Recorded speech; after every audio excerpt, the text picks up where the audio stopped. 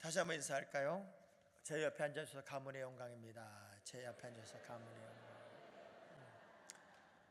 좋은 사람과 함께하고 또 좋은 믿음의 동역자와 같이 가는 길은 신바람이 납니다. 제가 자주 하는 얘기예요. 아무리 먼 길이라도 가장 빨리 갈 수 있는 방법은 사랑하는 사람하고 가는 길이다. 믿음 생활도 좋은 믿음의 동역자들과 또 좋은 믿음의 사람과 함께 가는 길은 쉽고 편하고 감격스럽고 감사합니다. 이런 생각을 해봤어요. 사람의 말투, 표정, 행동은 첫 만남에서 굉장히 중요한 의미를 갖는데 다른 사람이 나를 볼 때 과연 나는 어떤 이미지일까? 여러분이 여러분 스스로 한번 이런 생각을 해보세요. 지금 다른 사람이 나를 이렇게 쳐다보면서 어떤 이미지를 가질까? 야, 이 사람 참 인상 좋다, 좀 따뜻해 보인다, 신뢰감이 가 보인다, 믿음직스럽다, 그런 인상일지, 아니면 왜 이 사람이 내 옆에 앉았지? 왜 이렇게 사람이 차가워 보이지? 믿음이 안 가지? 혹시 그런 마음이 들까? 누군가가 나를 평가할 때 좀 따뜻해 보인다, 왠지 기분이 좋은 사람이다, 왠지 마음에 호감이 간다, 그런 사람이면 참 복받은 사람일 것 같아요. 그런데 왠지 모르게 신뢰가 안 가고 기분이 안 좋고, 그래서 제가 오늘 이런 이미지를 생각하면서 우리 주님을 생각해 봤어요. 많은 사람들이 지금 예수를 믿고 있고 교회를 다니고 있고 크리스찬 이름을 가지고 있는데 내가 느끼는 예수님에 대한 이미지는 뭘까? 그분은 나에게 슈퍼스타일까? 나의 모든 문제를 이 순간 해결해 주시는 어떤 능력을 가지신 분일까? 그래서 모든 사람들에게 박수를 받아야 되고 그리고 예수라면 이 정도는 해야 되지 않아? 라는 기대감을 주시는 분일까? 그런데 우리 주님은 전혀 그런 분이 아니셨어요. 어떤 면의 이미지를 보면 왜 이렇게 낮은 자로 오셨을까? 왜 그렇게 무기력하게 십자가를 지셨을까? 왜 이렇게 아무것도 아닌 모습으로 우리 앞에 슈퍼스타가 되지 못한 채 쓸쓸히 십자가를 지셔야만 했을까? 우리가 본질을 모르면 그 가치 평가를 제대로 할 수가 없게 되더라고요. 얼마 전에 이런 실험을 하는 걸 봤어요. 어떤 한 남자를 쇼 윈도우에 이렇게 들여보내 놓고 아주 평범한 옷, 일반적인 청바지에 티를 입혀서 지나가는 여자들에게 이렇게 물어요. 저 사람의 직업이 뭘까 같아요? 그랬더니 대부분 이렇게 얘기를 해요. 식당에 일하는 분 같거나 아니면 공장에 일하는 직공 같습니다. 그 연봉은 얼마쯤 될까요? 한 1,000만 원에서 많이 벌면 1,500만 원 정도 벌 것 같네요. 자, 여자들이 남자를 평가할 때 외모 안 본다고 그랬기 때문에, 능력 본다고 그랬기 때문에 평가한 실험이었어요.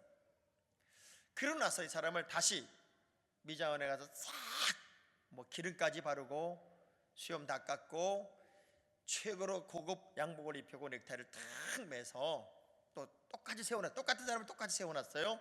그리고 지나가는 사람에게 물어요. 저 사람 직업이 뭘 것 같아요? 그랬더니 대부분 그래, 혹시 변호사 아닐까요? 아니면 굉장히 중요한 일을 하는 어떤 능력 있는 사람으로 다 평가를 하는 거예요. 같은 사람을 놓고 무엇을 입었느냐, 어떻게 갖고 있느냐를 가지고 그 사람의 평가가 하늘과 땅으로 바뀌어요. 그래서 내린 결론은 여자는 사람을 외모로 본다. 자, 봐요. 여자들이 이렇게 말합니다. 그래도 다 조건을 갖추고 있다 할지라도 그래도 내가 사귈 수 있는 남자는 거기에 유모까지 있으면 좋겠습니다. 유모까지. 그래서 여자들의 기준은 굉장히 아닌 것 같은데 많아요. 남자들한테 물어봐봐요. 이렇게 질문해요. 어떤 여자가 좋으세요? 능력 있는 여자요? 재주 많은 여자요? 음식 잘하는 여자요? 쫙 나이를 물어보면 남자는 딱 이 한마디 합니다. 이쁜 여자가 좋습니다.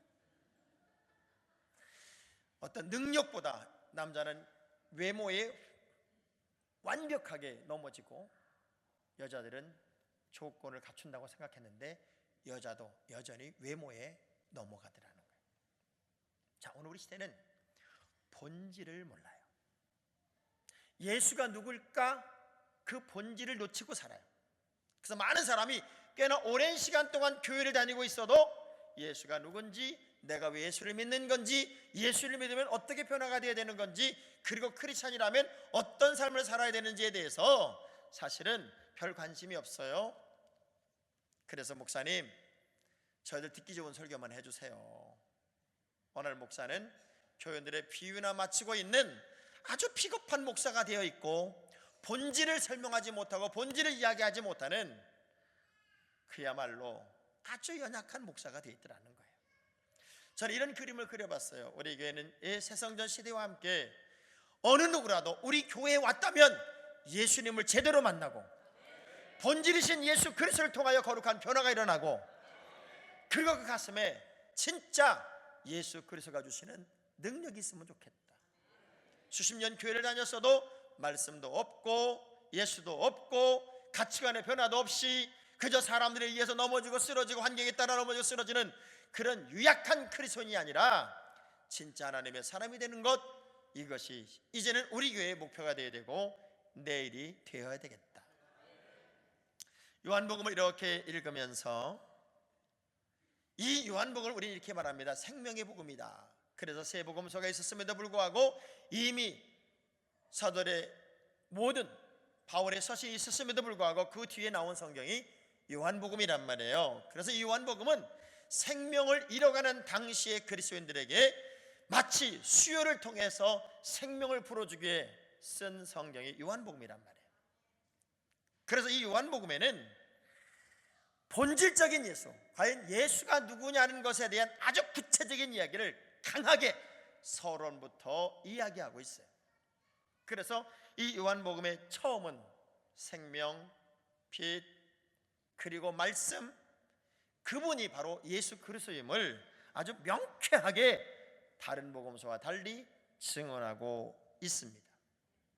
말씀으로 태초부터 계신 분이고 당연히 온 인류의 구원을 책임진 생명의 근원이시고 흑암과 어둠의 권세를 한 방에 날려보내는 빛이신 분, 그분이 바로 나의 주님이시란 말이에요. 여러분이 예수를 온전히 만난다면 이제 그분과 말씀으로 대화가 돼야 돼요. 또 내 삶은 어둠에서 자유함을 얻어야 돼요. 그리고 새 생명의 사람으로 일어나야 돼요.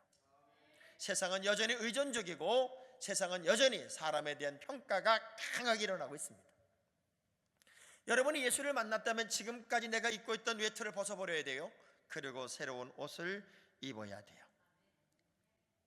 아주 재미있는 통계를 봤어요. 왜 여자가 오래 살까? 남자는 왜 일찍 죽을까? 남자는 어떤 심한 고뇌와 어떤 문제에 휩싸이게 되면은 그 문제를 혼자 풀려고 한대요. 그래서 많이 힘들고 어려우면 혼자 끌어안고 술집에 가서 술을 퍼마시고, 그리고 그 술로 문제를 달래보려고 하고. 그런데 참 너무 놀라운 건 여자들은 술 없이도 친구들 만나서 말로 수다로 다 문제를 푼대요. 그래서 여자들은 너무 놀라운 건 10시간 동안 그렇게 떠들어대고도 집에 가면서 못다 한 얘기 전화로 할게 이러고 가는 게 여자들이래요. 근데 남자들은 누구와도 대화할 사람이 없는 거예요. 나의 깊은 문제가 터지면 끌어안고 술로 아니면 고뇌 속에서 그걸 끌어안고 있다가 죽고 말더라는 거죠. 그래서 사람은 힘들어 죽는 게 아니라 위로받지 못해 죽는데, 여러분 우리 성안교회 다니면서 성도들끼리 많이 서로 위로해 주세요. 미워하지 말고 질투하지 말고 이간질하지 말고 정말 위로하고 살아요. 옆 사람 축복합시다. 난 당신의 위로 때문에 삽니다. 어떻게 이렇게 마음에 없는 말처럼 하세요.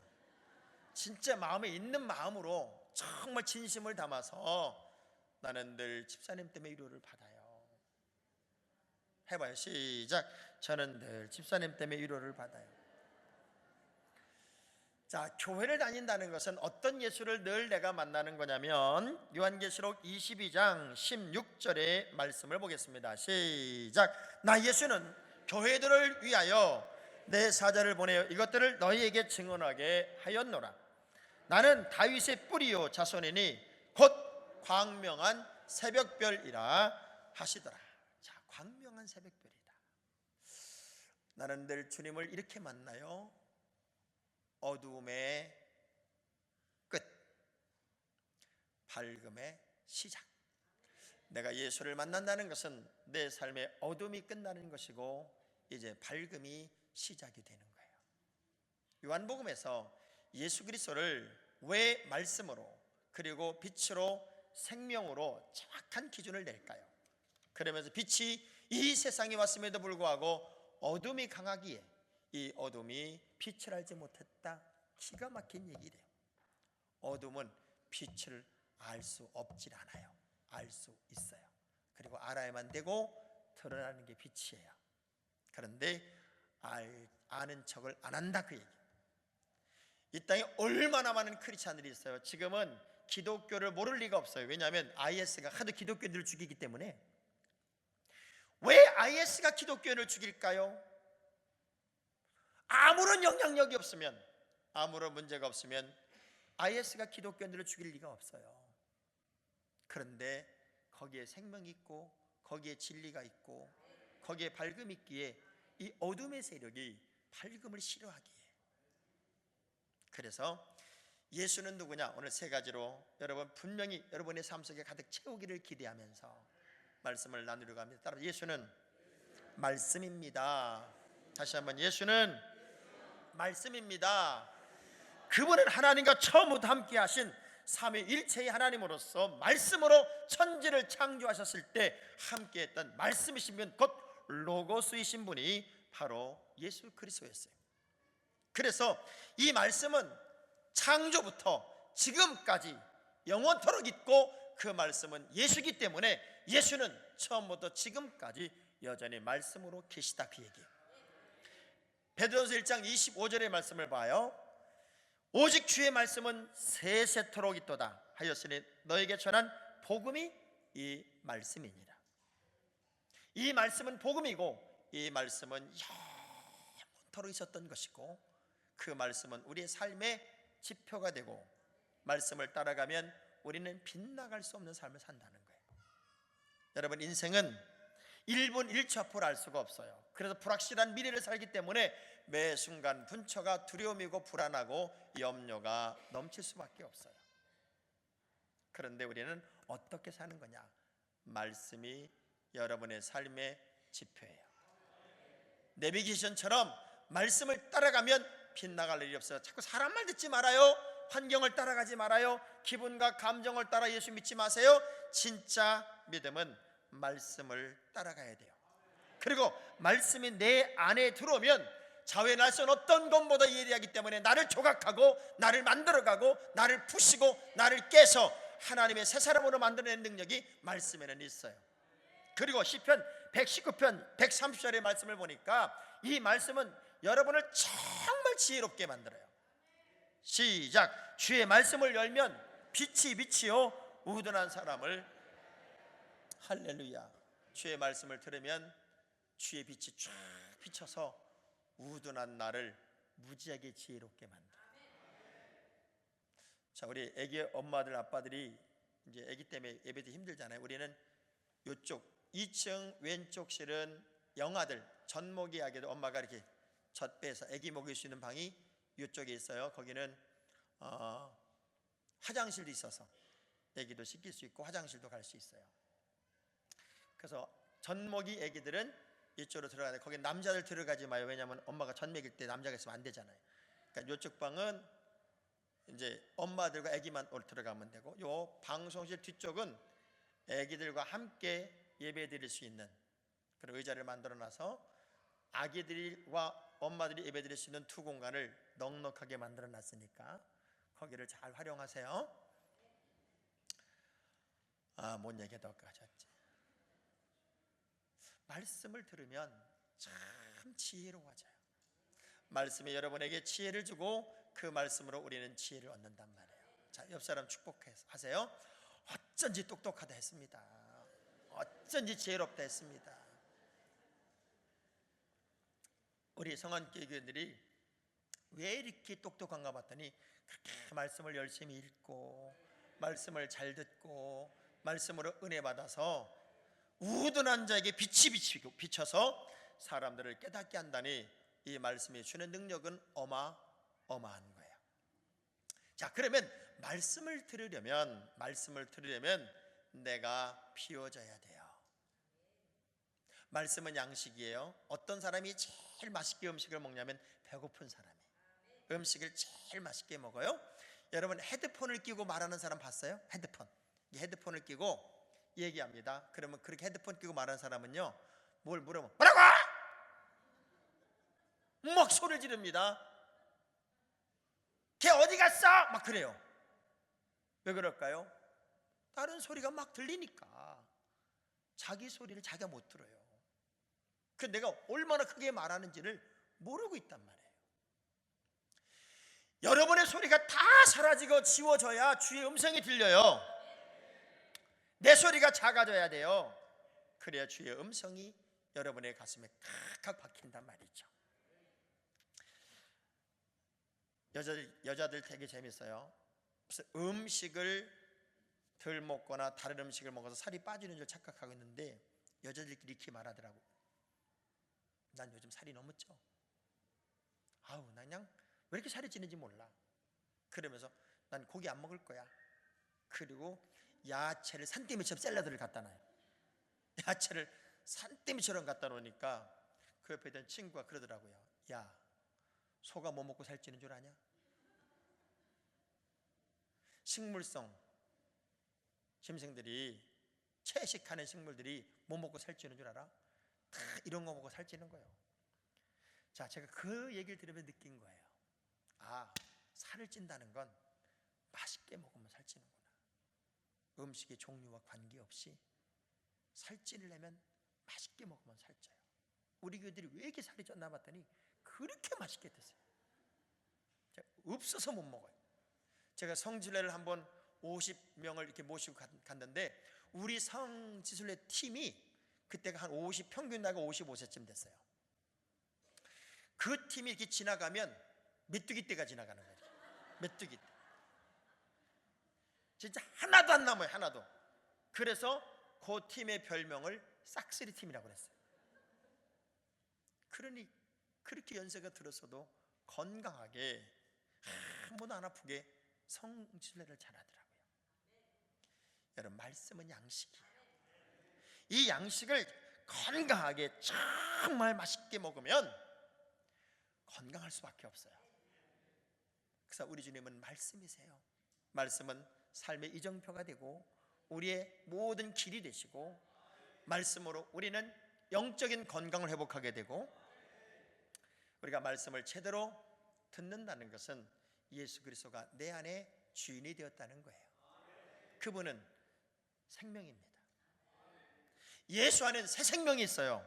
여러분이 예수를 믿는다면 당연히 기뻐해야 되고 당연히 감사해야 되고 당연히 즐거워야 되고 당연히 감격스러워야 돼요. 그런데 이렇게 말해요. 나는 예수 믿기 때문에 기뻐하려고 노력하고 있습니다. 이건 안 해요. 노력하는 게 아니라고요. 예수를 만나면 기쁜 거예요.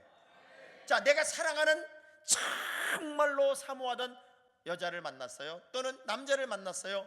야, 만나니까 기뻐요. 기뻐하려고 노력하는 거예요. 만나면 기쁜 거예요. 예수를 만나면 기쁜 거예요. 예수를 만나면 본질적으로 감사한 거예요. 예수를 만나면 새 생명의 사람이기 때문에 신바람이 나는 거예요. 지금부터 기뻐해야지, 지금부터 노력해야지가 노력하는 게 아니에요. 본질이 그렇다, 그 얘기예요. 생명이신 예수를 만나면 내 삶의 의미를 찾게 되고 그리고 그 길을 따라갈 수밖에 없어요. 헤밍웨이가 자살로 생을 마감한 거 여러분 아시죠? 그 사람이 킬리만자로의 눈이라는 글을 썼어요. 근데 그 서론에 이렇게 써 있어요. 도입부의 서쪽 정상 부근에는 표범의 사체가 얼어붙어 있다. 그 높은 곳에서 표범이 무엇을 찾고 있었는지 아무도 말해주지 않는다. 목표도 없이 방향도 없이 아무런 의미도 없이 표범이 그 산 꼭대기에 올라갈 이유가 없는데 거기 올라가서 죽어서 사체가 되었고 가죽만 남았다, 그 얘기. 이 바보가 여기 왜 왔을까? 어쩌면 우리가 아무런 생각 없이 아무런 생명 없이 그저 있는 삶을 왔다 갔다 하고 낭비하고 있는지도 모른다, 그 얘기예요. 그런데 예수 그리스도가 내 인생의 생명이 되면 여러분은 새 생명의 사람으로 삶이 풍요로워지고 그리고 분명한 기준이 만들어지는데, 요한복음 6장 35절의 말씀을 한번 같이 읽어봐요. 시작. 예수께서 이르시되 나는 생명의 떡이니 내게 오는 자는 결코 줄이지 아니할 터요 나를 믿는 자는 영원히 목마르지 아니하리라. 또 요한복음 6장 48절의 말씀 보니까 내가 곧 생명의 떡이로다. 절망의 사람, 모든 의욕을 잃은 사람들에게 유일한 해답은 예수 그리스도이십니다. 예수 그리스도가 내 생명의 떡이 되시고 그리고 그분은 나로 줄이지 않게 하시고 새 생명의 사람으로 환호와 기쁨과 감동을 가지고 살 수 있는 길을 열어준다는 거죠. 여러분, 홍삼이 건강 지켜줘요? 이전에 담배 인상공사하고 또 담배하고 인상공사가 이제 합쳐졌을 때 거기 표어가 뭔 줄 아세요, 여러분? 담배로 해친 건강 홍삼으로 되찾자. 말이 돼야 안 돼요?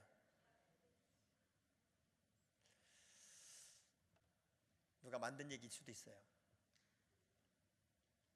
그런데 담배로 해친 건강을 홍삼으로 찾는 게 아니에요. 우리 인생이 수많은 죄의 허물로 죽었을 때 예수 그리스도가 죽으심으로 나는 생명의 사람으로 거듭난 거예요. 나는 다시 태어난 거라고요.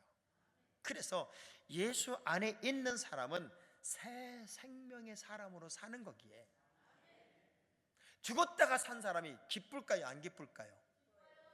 사형 선고 받은 사람의 사형 선고가 면제되었다면 행복할까요, 안 행복할까요?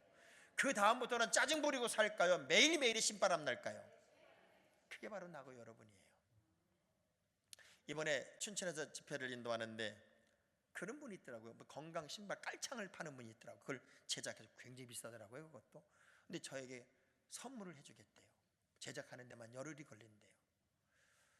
준다는데 안 받을 필요는 없잖아요. 그래서 고맙다고 그랬어요. 근데 오늘 아침에 순대국집을 하는 집으로 저를 이제 아침 대접을 하기 위해서 목사님과 갔는데 이런 얘기를 해요. 목사님, 이 가정을 제가 전도한 가정입니다. 그때 그분이 이렇게 이 권사님이 우리 집을 나를 전도하기 위해서 3년을 드나들었습니다. 2년 동안은 신발 깔창 팔라고 다녔습니다. 그래서 하도 지겨워서 그 사람 가고 나면 소금도 뿌렸고 오지 않았으면 좋겠다는 생각도 했다는 거예요. 그런데 어느 날부터인가 미운 정이 붙어서 안 오면 궁금하기 시작했고, 그리고 놀란 건 깔창을 갈고 허리 아픈 거, 골반이 아픈 게 낫다는 거예요. 그러면서 그분을 신뢰하는데 어느 날 이렇게 얘기하더래요. 교회 갑시다. 예수 믿읍시다. 근데 그 사람이 하도 정이 붙어가지고 교회 가자니까 가게 되더래요.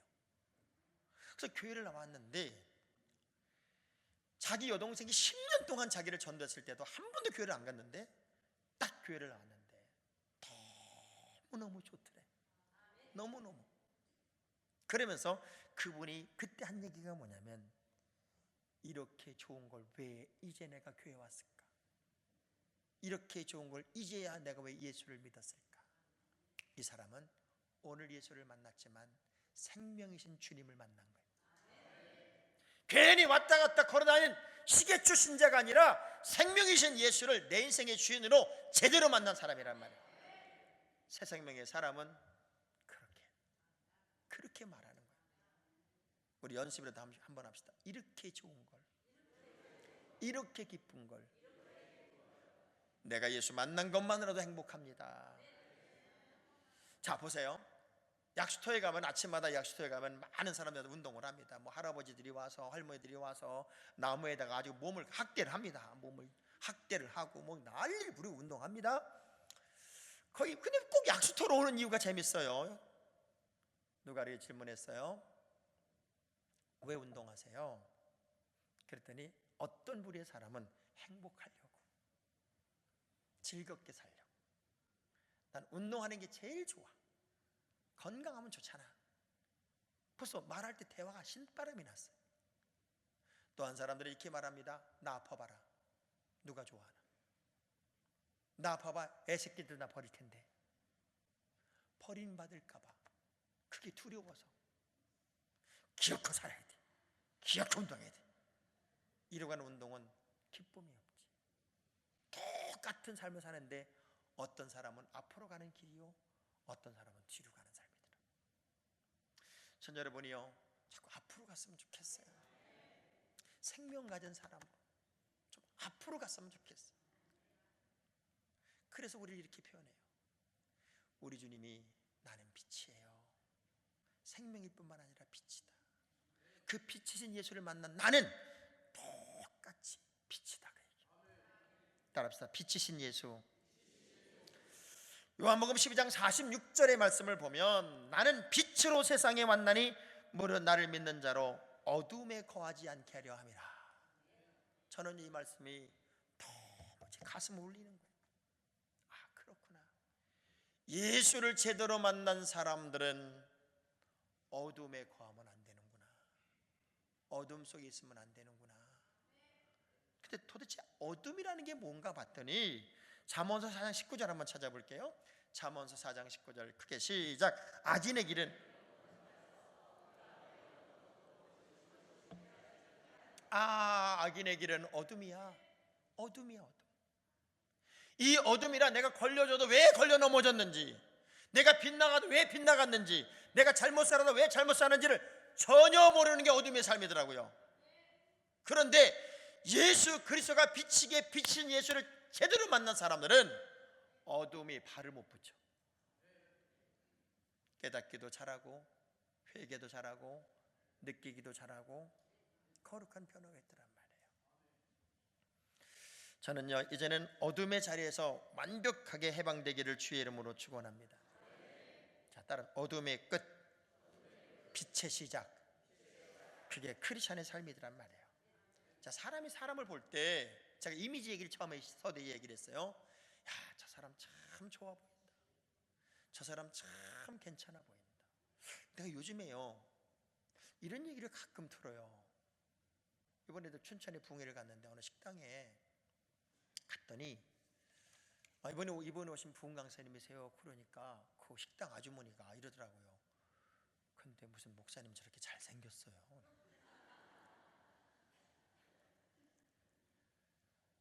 내 얘기가 아니고 그 사람이 그랬다고. 그 사람이. 그러니까 그 부인이 그 얘기를 듣던 그 사모님하고 권사님이 그 사람 다시 물어요. 뭐라고요? 그랬더니 목사님이 너무 잘생겼다고요. 여러분, 요즘에 제가 그 소리 듣는 거 알아요? 굉장히 기분 나쁜 표정을 짓고 있어요, 여러분. 자, 잘생긴 것보다 더 멋진 말이 뭔 줄 알아요? 참 기뻐 보이세요. 참 즐거워 보이세요. 참 행복해 보이세요. 참 따뜻해 보이세요. 저는 이런 단어를 매력 있다 그래. 매력. 자, 옆 사람 쳐다보면서 참 매력 있으세요. 매력. 소설가 스티븐슨이라는 사람이 이런 글을 썼어요. 어머니의 눈을 보면 하나님이 보내준 천사를 보는 것 같다. 어머니의 눈동자에는 나에게 착한 마음을 가지게 하고 때로는 용기를 주며 때로는 책망하고 바른 길을 가르쳐 주었다. 나의 문학도 어머니의 눈동자 같은 빛을 던질 수 있었으면. 그 얼굴에서, 그 눈빛에서 빛이 나. 정말 예수의 냄새가 나고 크리스찬의 향기가 나고 뭔가 달라.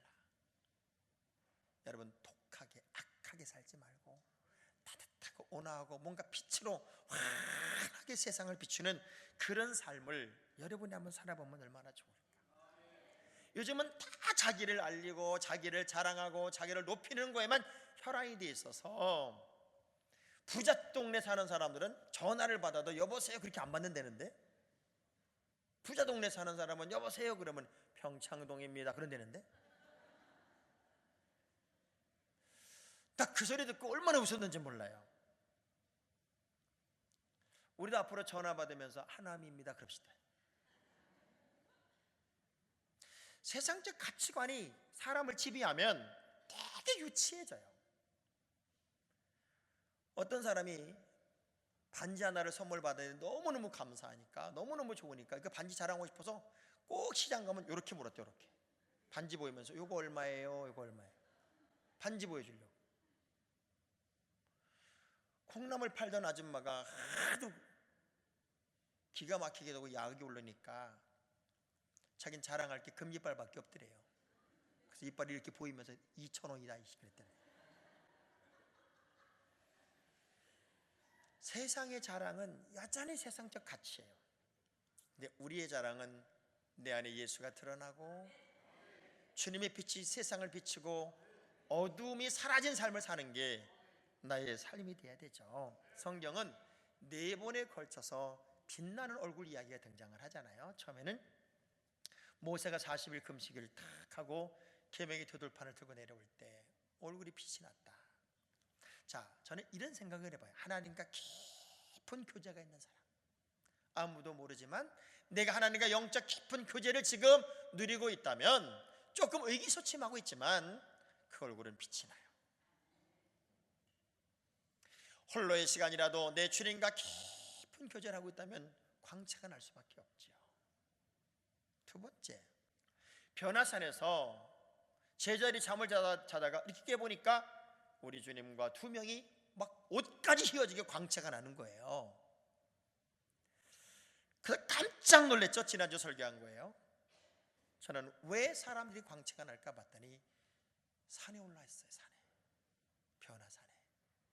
여러분, 제단에서 건강한 신앙생활을 하면 얼굴이 빛나요. 솔직히 여쭤볼게요. 하나님이 속색에서 시험 들어요? 사람 때문에 시험 들어요? 다 사람 때문에 넘어져. 그러면 내가 주의 성산에서 이렇게 올라와 주님을 바라보면 얼굴이 빛이 날 수밖에요. 더 놀라운 건 스데반이 돌에 맞아 죽는데 천사의 얼굴이었대요. 왜 그럴까요? 소신을 지키는 거야. 중국에서 지금 센세이션을 일으키고 최고 인기를 끄는 우리나라 축구 감독이 하나 있어요. 이장수 씨라고. 그분은 아무리 못하는 팀을 가서 맡아도 꼭 1등을 만들고 우승을 만들고 그 말을 신화를 써내려가요. 근데 그분의 분명한 가치관이 뭐냐면 나는 소신을 지킵니다. 얼마나 승부 조작도 많고 뇌물도 많고 한 번도 타협하지 않고 선수들과도 타협하지 않고 분명한 감독의 기준을 가지고 이렇게 가면 우승할 수 있어. 말도 안 되는 꼴찌 팀을 맡아가지고 소신 분명한 기준을 가지고 쫙 나가니까 꼴찌가 1등 되고 신화를 만들고 중국 사람들이 이분이 그 지역을 떠날 때마다 울고불고 난리가 납니다. 10수년을. 그분이 이런 얘기를 해요. 만일 내가 원칙을 포기한다면 나는 감독이 아닐 겁니다. 그때는. 스데반이요, 예수 그리스도의 복음을 포기하지 않고 예수를 내 인생의 주인으로 확실히 잡으니까 돌에 맞아 죽어도 그 얼굴은 천사처럼 빛이 납니다. 저는 그런 그림을 이제 그려요. 적당한 크리스찬, 거의 크리스찬, 그런 거 하지 말고 어차피 예수를 믿었으니 진짜가 돼보자.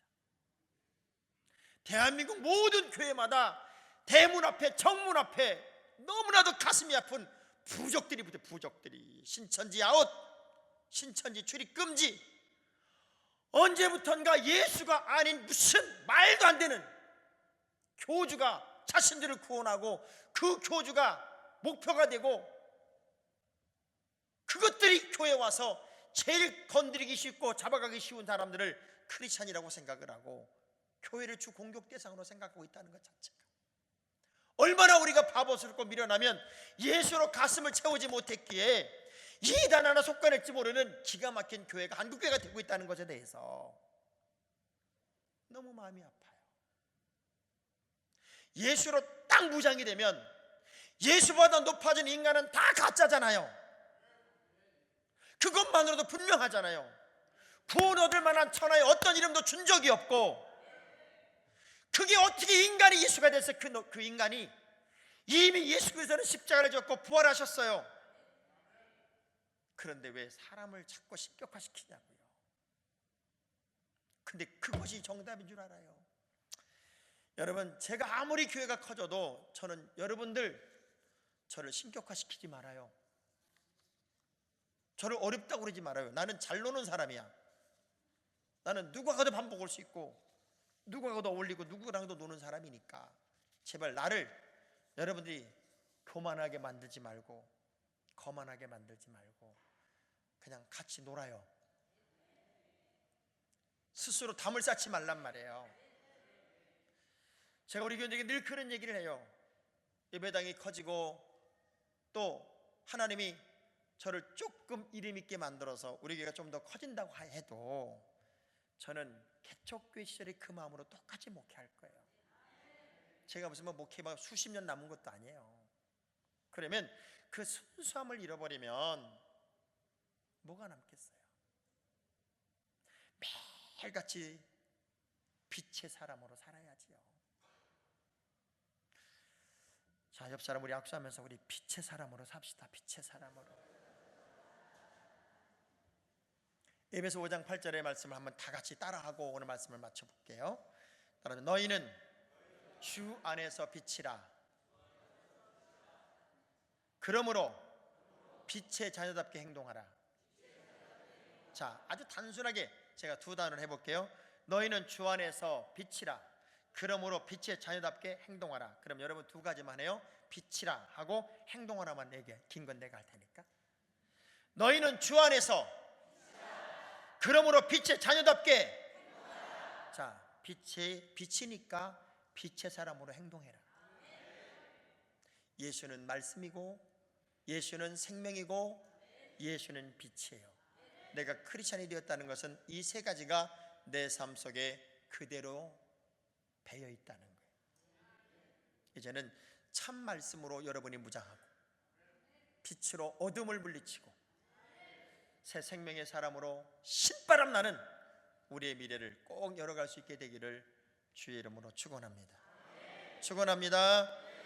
우리 찬송하겠습니다. 289장 찬송가를 한번 펴겠습니다.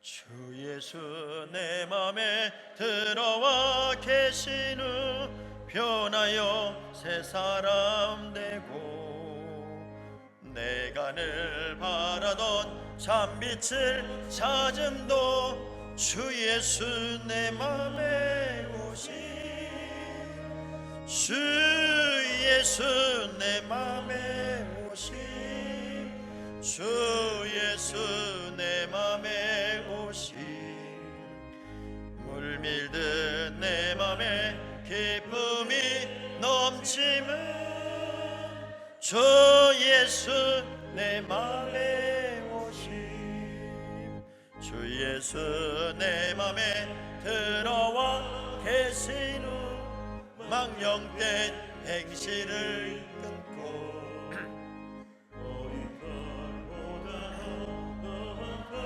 내 죄가 눈보다 더 희어졌네 주 예수 내 맘에 오신 주 예수 내 맘에 오신 물밀듯 내 맘에 기쁨이 넘치면 주 예수 내 맘에 오심 내 맘의 소망을 든든히 가짐은 주 예수 내 맘에 오심 의심의 구름이 사라져 버림도 주 예수 내 맘에 오심 주 예수 내 맘에 오심 주